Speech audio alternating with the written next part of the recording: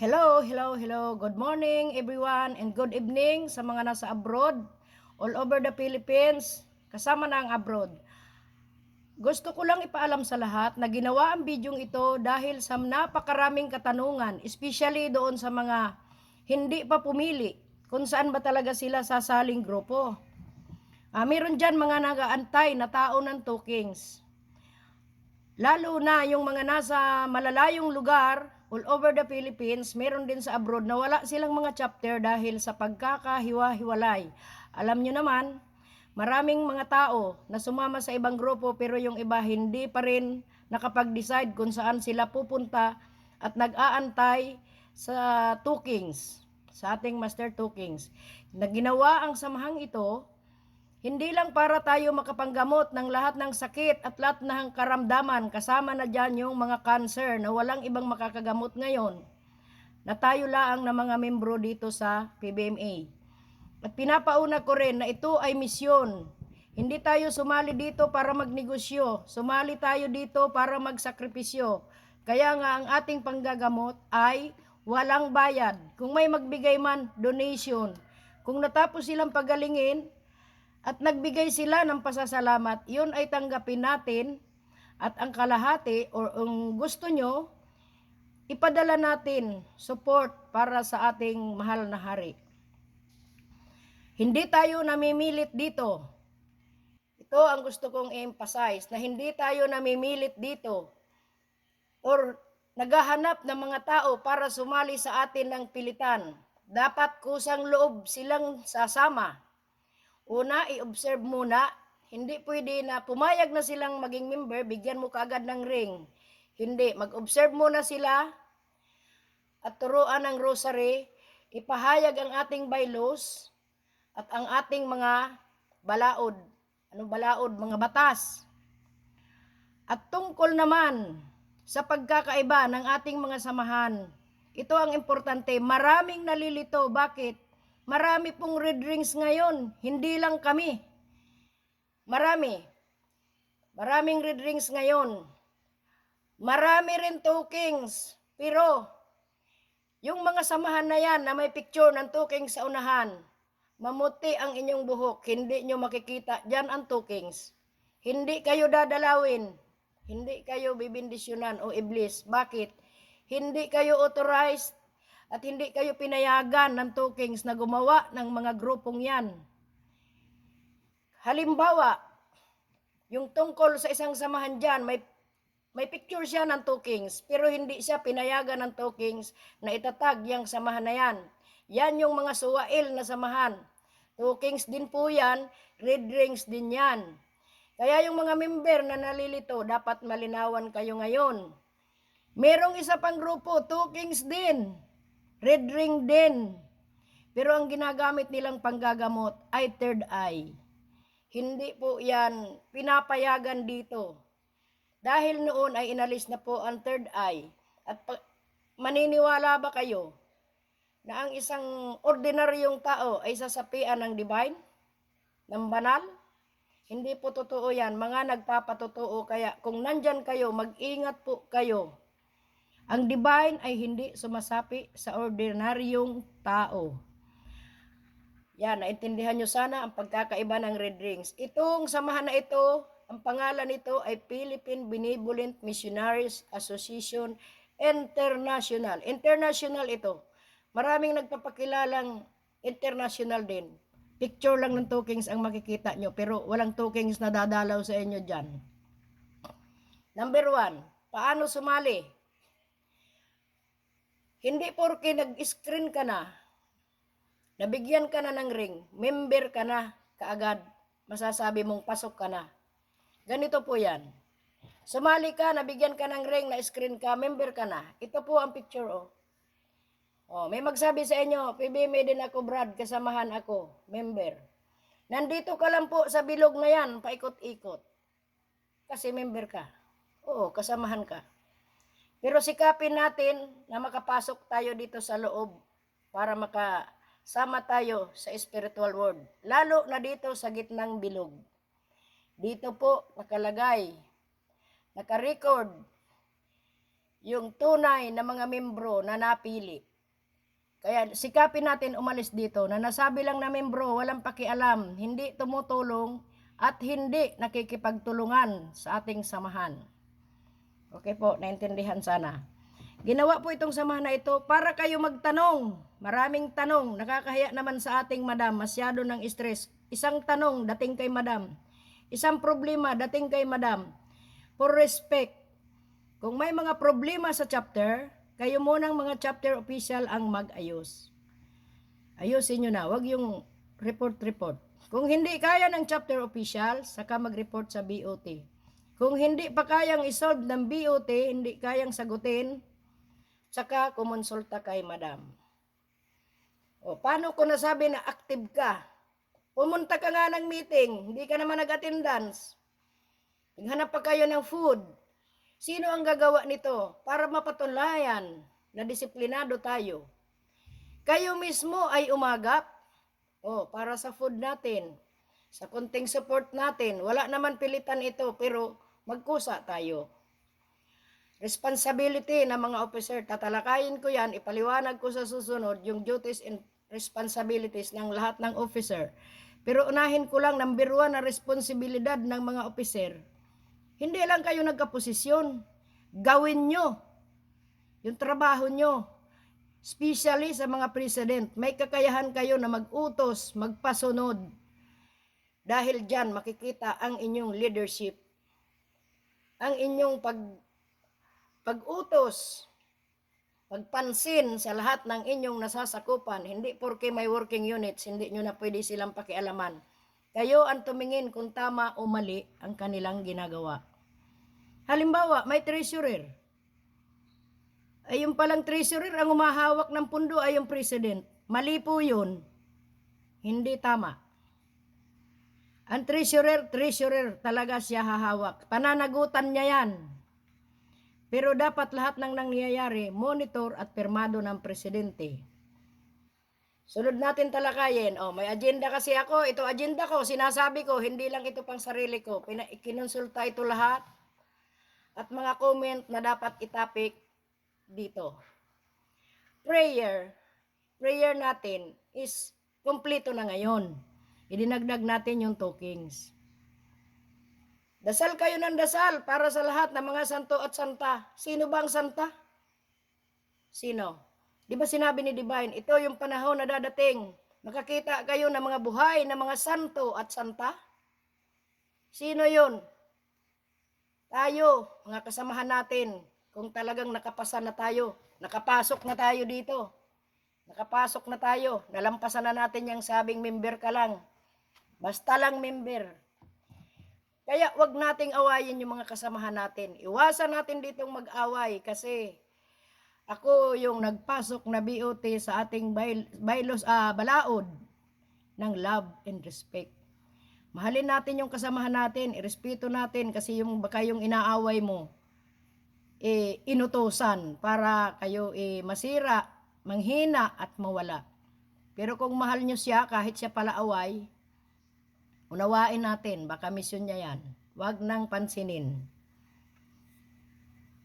Sabi ko nga pala may mga buhay na santo at santa, nakakita na kayo.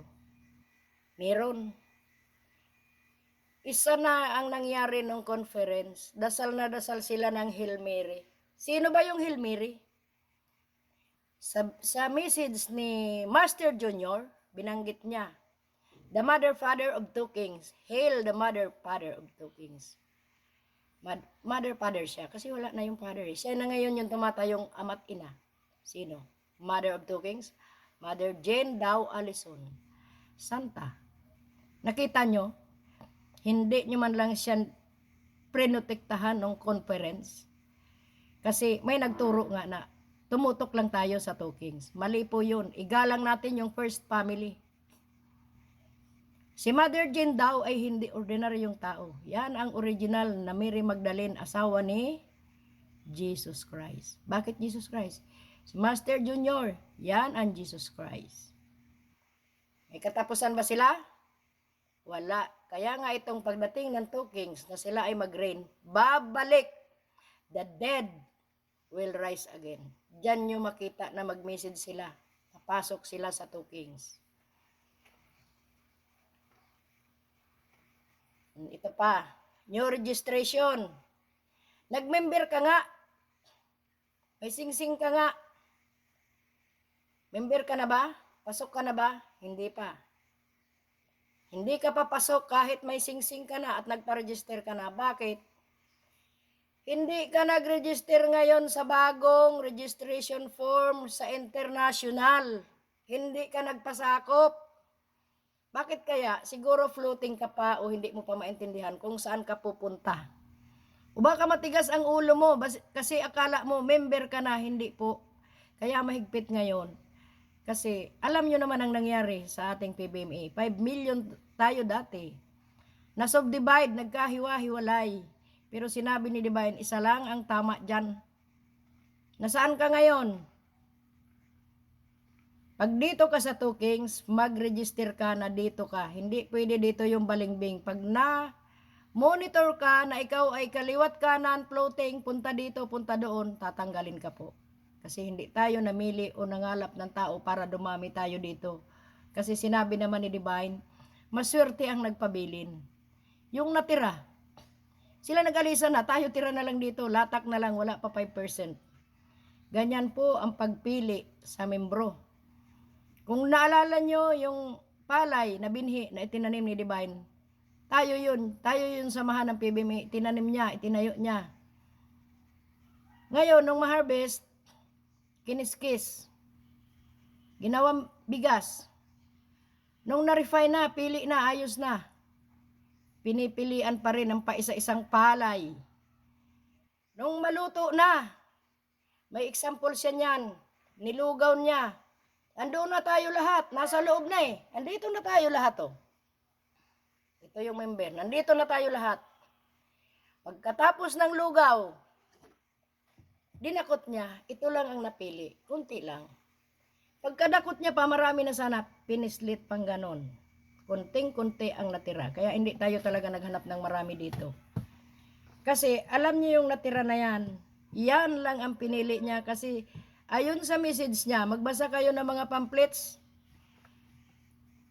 Susubukin tayo na halos yuyug-yugin, na halos walay makaantos. Anong sabihin na walay makaantos? Halos hindi natin makayanan. Number 1, bakit di natin makayanan? Materially, financial nga problema. Kasi yan ang laruan dito sa mundo ngayon na susubok talaga sa atin. Kung hanggang saan tayo. Meron dyan, hindi na pupunta kasi ay ano na naman ang yung mga ambagan, mga kontribusyon. Pwede kayong hindi sumali, bahala kayo. Problema nyo yan. Doon nyo malaman kung totoo kayong member o hindi. Sunod. Oh, ito support from members, yun na yata yung sinabi ko. Pwede wala or hindi mag-donate. Nasa sa inyo yan. Pag hindi decided, huwag pumasok sa isang bagay. Dahil dito, bawal ang floating. Hindi namilit dito. Hindi dito kailangan ang may pinag-aralan. Kasi kailangan dedicated. Pag may pinag-aralan, yun pa ang sumira sa grupo eh. Gusto siya na masunod kasi siya matalino. Ito ang school na wala pa nakagraduate. Kaya wala pa nakatapos. Walang dapat magyabang dito or magpatotoo. Wala na divine words ngayon. Wala na. Kunti na lang yung pumunta sa meeting. Bakit? Ano ang sabi ni Divine Master? Hindi nyo na kailangan dahil binigay na sa atin lahat, binigay na sa inyo lahat, busog na kayo. Kompleto na. Karamihan ng mga member dito ay mahirap. Walang degree. Ang pagsali dito ay hindi para magpasarap, hindi para magnakaw, hindi para mangurap. Ang kailangan, sacrifice and dedication. Pero ano ang pinangako? Bakit nandito tayo? Ang pinangako ay everlasting life. Kung meron mang yaman na sinabi ni Divine, dadating ang araw magmuta kayo sa kabilang ng pera. Oh.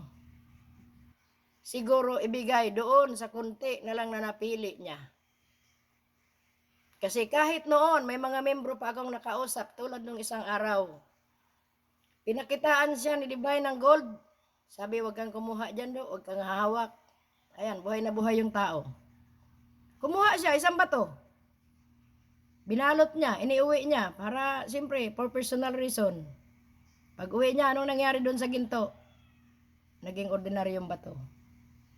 Kaya ang kayamanan, huwag kayong kasilaw. Kung ibigay sa atin, ibibigay talaga. Pero hindi pa panahon. Kaya kung may naniwala sa inyo na sumama kayo doon kasi maghukay daw sila ng ginto, na may kayamanan, na may lupa, na may bahay, huwag kayong maniwala. Wala pong sinabing ganun. Mga panakot, usasan daw tayo, huwag kayong maniwala, may ID na tayo, registered na tayo. Yun ang kailangan natin ngayon. Pag member ka dito, dapat meron kang nameplate. Ayan. Nameplate. O, ayan. Pag member, kailangan meron kang nameplate kasi hindi daw tayo ma-recognize ng spiritual division kung walang nameplate. At kasunod na rin yung ID dahil tayo ay registered na. Kung hindi tayo registered, wala tayong ID. Dumating na ang ating ID making machine. Meron na tayong machine. Kaya kailangan natin manindigan. Kailangan natin manindigan kung nasaan tayo. Kahit patayin ka, siguro. Kung ako sabihin mo, manindigan talaga ako dito kahit patayin mo ko. Merong mga nag-surrender ng singsing. Nakalimot kayo? Sinabi ni Divine. Yang singsing nyo, pagdating ng araw, kukunin, aagawin sa inyo. Papalitin yan, ibig sabihin, bibilhin yan. Kahit pa isang barkong kayamanan, huwag nyo ibigay. Anong nangyari? Ang singsing nyo, iyan ay kasama sa pag-engage nyo. Nang pumasok kayo dito, pumirma kayo ng kontrata. Para kayong kasal, binigyan kayo ng singsing. Ng kayamanan na walang kapantay. Walang katumbas yan. Bakit? Sino ba dito ang niregaluhan na makagamot sa lahat ng sakit? Lalo na mga cancer sa buong mundo. Yung singsing nyo, wishing ring. Nakapag-wish kayo dyan. Depende yan kung paano nyo gagawin sa dasal kasi may special na dasal para dyan. Kung gusto nyong malaman, mag-PM kayo sa akin sa ibang katanungan. Sa sunod kong live recorded message, sasagutin ko kayo. Kasi pinagdebatehan namin kung gagawin ko ba itong live sa Facebook. Ay ayaw ko talaga. Kasi maraming makakita na hindi natin member. Para lang ito sa atin. At saka bumoto si Master Worley na okay na ito recorded. Oh, sinabi yan sa atin ni Divine, pag binigay na sa atin, magmuta ka kabilang ng pera. Kung gusto nyong mapatunayan, kaya kasi kayo naliligaw ngayon mga kapatid ko, mga kaibigan ko, magbuklat kayo ng pamphlets. Yan na lang ang trabaho nyo ngayon, magbuklat kayo ng pamphlets sa mga golden message, hindi kayo mawala. Kung maalala nyo ang message niya. Bakit sinabi ko na totoo itong Two Kings? Bago nawala si Master Junior, nagpaikot siya ng successor's message 1987. Kaso yung binigyan niya hindi ipinakalat. Pero maswerte yung nag-antay sa kanya. Kayo dyan, na wala kayong chapter, na hindi kayo organize, madali nyo na akong makontak ngayon. Mag-message lang kayo sa akin kung anong mga kasagutan. Din kung anong mga update. I-forward nyo, pati yung mga record nyo, pati passbook, magpa-register kayo, magperma kayo ng registration sa international para kayo makasali. Salamat naman at hindi kayo natukso sa ibang mga samahan. At alam nyo yung letter of succession, kung sino yung susunod kay Master Junior. Napakahalaga na nalaman nyo at naniwala kayo na may susunod pa talaga sa kanya. At ipinakilala niya ang Two Kings, ang ating Master Two Kings. Ito pa, reminders sa mga member. Pag pupunta kayo ngayon ng chapter, i-remind na may mga alay tayo pasalamat. pwedeng wala, pwedeng meron. Pero sa loob ng isang buwan, hindi masama na magpasalamat kung ano meron tayo. Magdala kayo kahit isa o dalawang prutas, ilagay doon sa table sa baba ng stage. Oh. Yung mga mapagsamantala nating member dyan, negosyante, nagdala ng 1 kilo, pag uwi, ang bit-bit, ang take out, 3 kilo. Huwag nyo gawin yan. Sinusubukan tayo lahat dito kasi kung ginawa nyo yan, failed kayo sa discipline. Yung disiplina nyo. Huwag nyo pong gawin. Dala kayo ng konti. Kung gusto nyong makatikim yung pamilya nyo, dami-damihan nyo. Yung iba iuwi nyo. Pero wag naman na nagdala kayo ng 1 kilo. Pag uwi nyo, 3 kilo yung bit-bit nyo.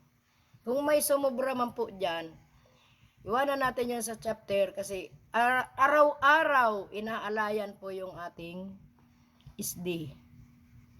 Araw-araw po yan kasi nagugutom yan sila, kumakain din yan sila araw-araw. Dumadalaw dyan araw-araw. Reminders, bago ko tapusin to, sa mga official. Ito, random na utos na ito, gawin nyo ito ha. Pag mag-meeting tayo, 11:30, close. Kakain ang lahat.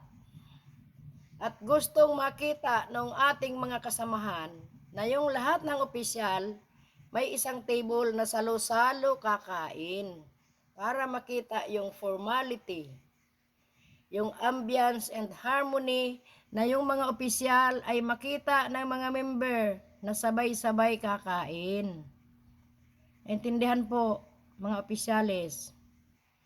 Kung may opisyalis na ayaw sumunod, at hindi kayang gawin yung katungkulan, nahirapan kayo, huwag mahiya, ibigay sa iba.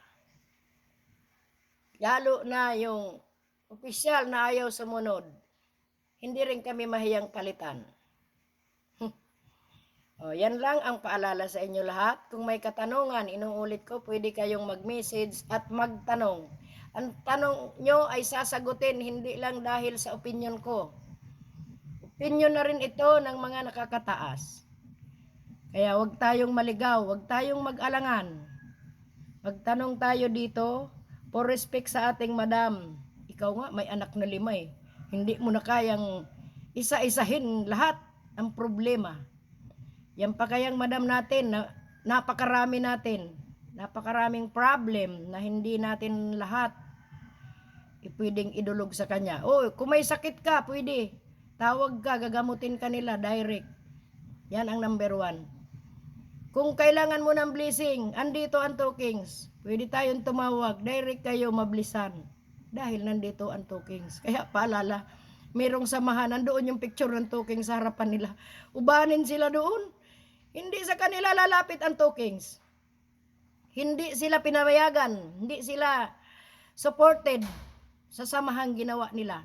Mag-ingat po kayo. Ito yung samahan na makakausap nyo, makikita nyo ang Kings, dadalawin kayo yearly, magkikita-kita tayo yearly sa conference. Ha, kaya kung nandiyan kayo sa ibang samahan na sinasabing sila ay Kings, mag-isip-isip po kayo. Meron din Kings, red rings din, pero sa 18. Sinong nagsabi sa inyo na sa 18 pa kayo lalapit sa kanya? Kayo kaya may anak na maliit ngayon, hindi nyo sinuportahan, hindi nyo tinulungan. Pag 18, kung ikaw yung bata na yon, kilala mo ba yon? Kilalanin mo pa ba yung magulang mo na yon na hindi ka naman tinulungan nung ikay nasa hard life pa? Nung ikaw ay maliit pa, hindi ka man lang binili ng damit, hindi mo man lang siya tinulungan sa kanyang pag-aral, hindi mo man lang tinulungan na ma-prepare yung kanyang tirahan. Yan po ang Kings. Ito ay pagsubok sa atin na dapat nating i-develop at bigyan ng pansin na sila ay tulungan habang maliit pa. Gusto nyong malaman kung bakit kaya kong patunayan na walang 18? Na hindi niya yan pupuntahan? Narinig ko mismo, sa harapan ko, sinabi ni Master Wolfgang, people who are waiting for 18 are Stupid. Isa ka ba dun? Isa ka bang tanga-tanga? Stupid daw yung mag-antay ng 18. At pagbalik ni Divine sa kanyang pagpakilala, huwag mong ipagmalaki na member ka. Dahil nasa pamphlet yan. Sasagutin ka niya. I don't know you. Di kita kilala. Narinig ko na rin si Master Wolfgang magsabi niyan. May sinabihan siya. I don't know you. May hawak na isang grupo, sinabihan niya, I don't know you. Kaya mag-ingat po tayo. Hindi porke nandito ka na, hindi porke leader ka na, pasok ka na. Yung pala, hindi ka kilala sa spiritual division. Hindi ka pala nila kilala. Bakit? Mali po yung ginagawa. At kahit nagtayo ka ng grupo na hindi niya supported, hindi niya pinayagan, hindi ka rin niya kilala at hindi ka niya tatanggapin. Useless na nandyan lang sila sa harapan mo yung picture pero hindi mo makaharap, hindi mo makausap. Mag-ingat po tayo kung nandyan ka sa grupo na yan. Andito sa samahan ng Two Kings International, ang totoong Two Kings.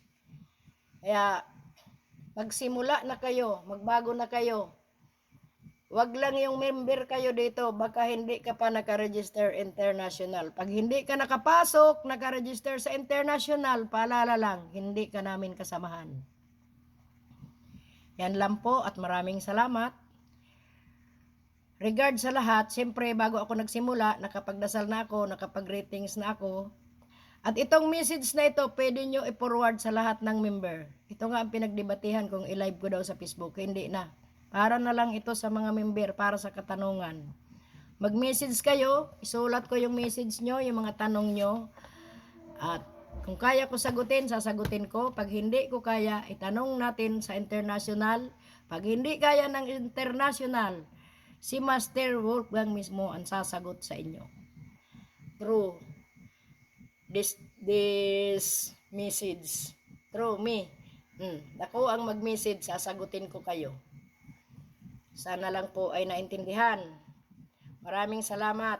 Abangan yung susunod na update kung kayo ay marami pang katanungan at nalilito. Thank you very much.